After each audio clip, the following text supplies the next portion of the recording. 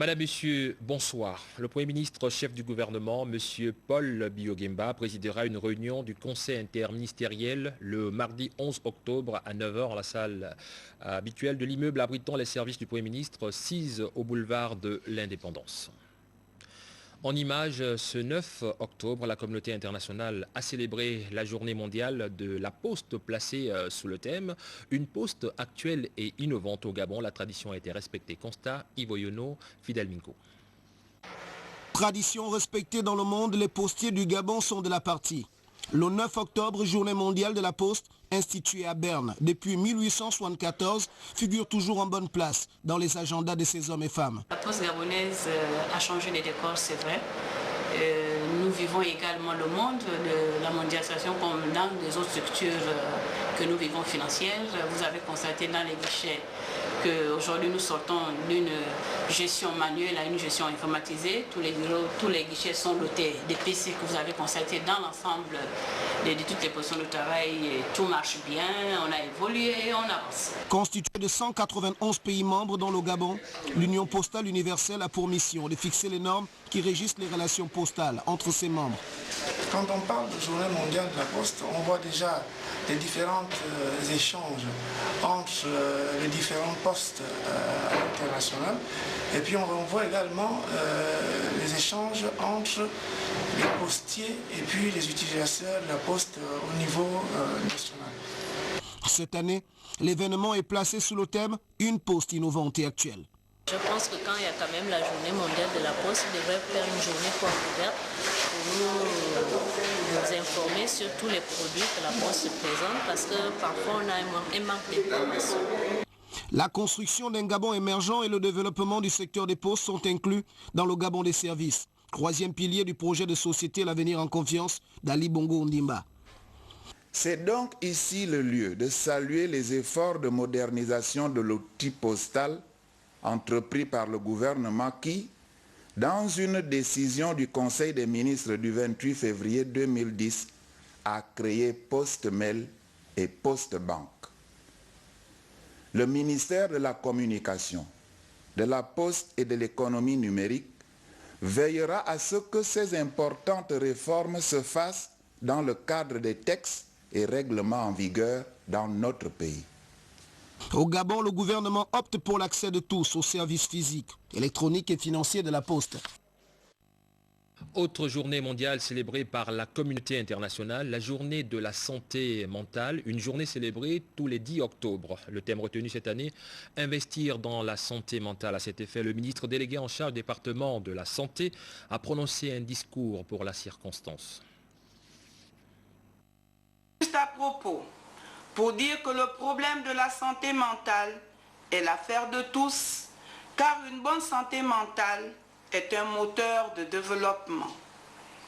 En effet, autant la discrimination frappe les personnes souffrant de maladies mentales, autant cette discrimination frappe les professionnels de santé mentale, toute chose qui fait qu'à ce jour, notre pays accuse une carence importante en spécialistes tels psychiatres, psychologues, cliniciens, ergothérapeutes, etc. Nous devons savoir que la santé mentale ne rime pas seulement avec les troubles psychiatriques graves, mais comprend un éventail de troubles très large. En marge du Conseil des ministres délocalisé qui s'est tenu dans la province de Langounié, la première dame du Gabon, Sylvia Bongo Ondimba, a présidé la cérémonie de lancement du projet Tous unis pour la santé de la mère et de l'enfant, Nick Jocelyn Fouba Honorine Ntigui. Situé au quartier d'Ikongo 2, l'hôpital régional de Mula répond aux normes internationales. Madame Sylvia Bongo Ondimba est venue ici procéder au lancement du projet Tous unis pour la santé de la mère et de l'enfant. Le projet Tous unis pour la santé de la mère et de l'enfant s'articule autour de 3 objectifs. Le premier objectif est de renforcer les capacités opérationnelles des sages-femmes sur les modules suivants. L'accueil, le planning familial, la prévention de la transmission du VIH de la mère et de l'enfant, la GACPA, mais également sur le planning familial.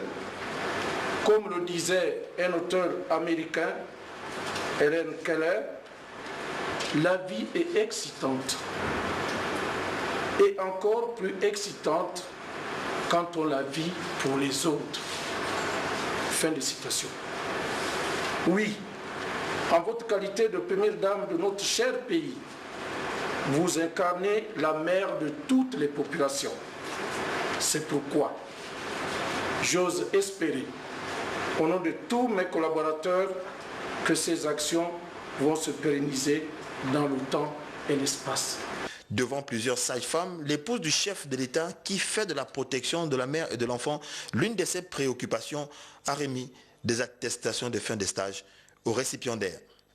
Au temps fort de cette visite, la remise par la première dame du Gabon au directeur de l'hôpital de Mouila, 1500 kits d'accouchement et 1500 moustiquaires pour toute la province.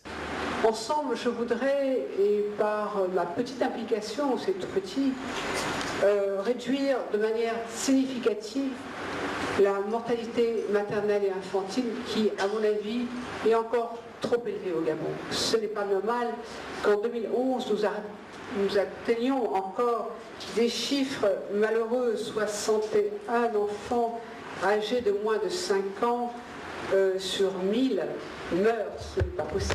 Et 519 femmes sur 100 000 meurent de l'accouchement. Comment mourir alors qu'on est en train de donner la vie? Ce n'est pas possible. Juste après ces grands moments, Sylvia Bongo Ndima a fait le tour du propriétaire. On peut venir vous voir? Oui. Vous appelez comment? Papa? Donc c'est par césarienne? Je peux aller voir le césarienne? Toujours ce jeudi 6 octobre 2011, l'épouse du chef de l'État a bouclé sa série de visites à Mouila par le marché central de la capitale provinciale.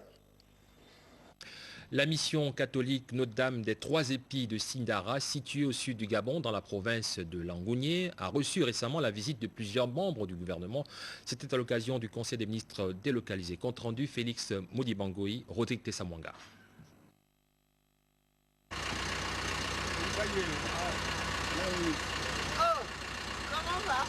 Peut-être que Notre-Dame des Trois Épis de Sindara va renaître de ses cendres. C'est le moins que l'on puisse dire au regard de cette visite des membres du gouvernement en séjour dans la province de Langounié.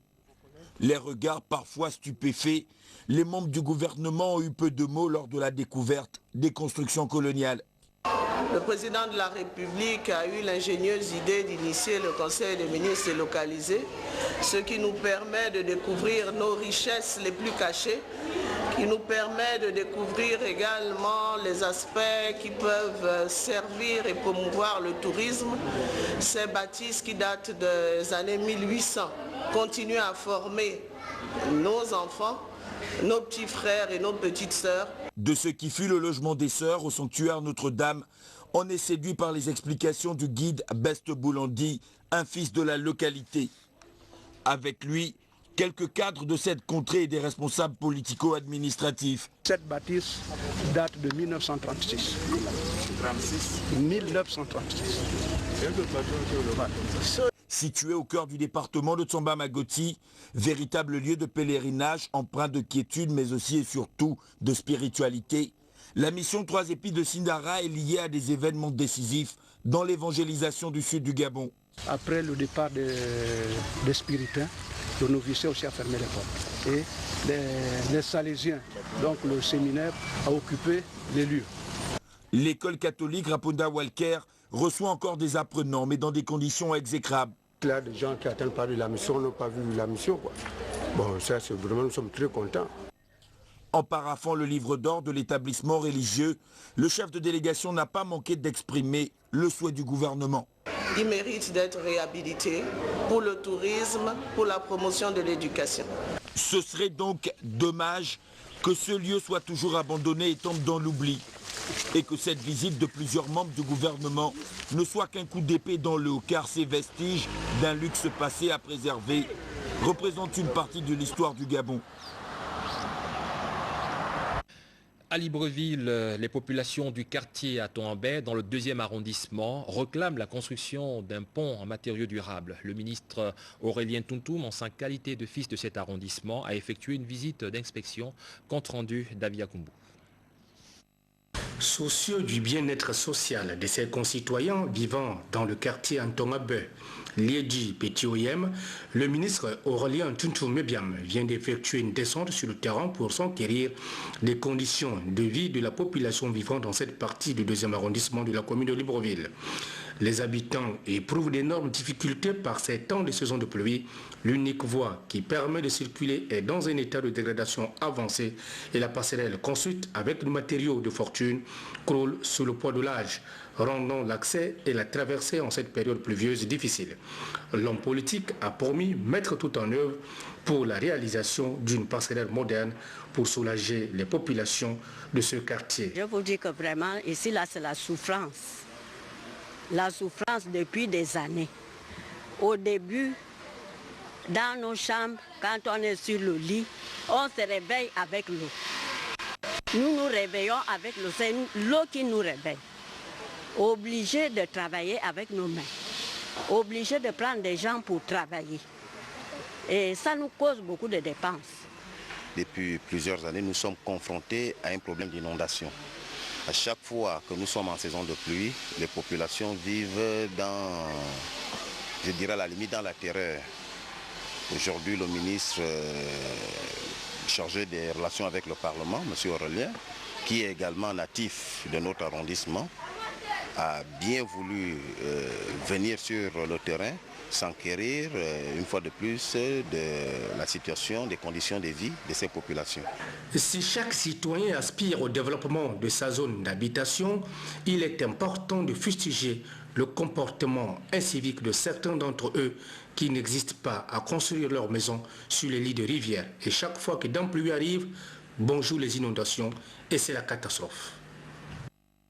Élection présidentielle au Cameroun. On a voté ce matin le prochain président de la République à Libreville. Les 6514 électeurs ont voté à l'ambassade. Compte rendu, Patrick Simangoy, Amédée Nungou. Les Camerounais du Gabon sont allés en masse accomplir leur devoir civique pour élire entre les 23 candidats l'homme à même de diriger le Cameroun pendant les 7 prochaines années.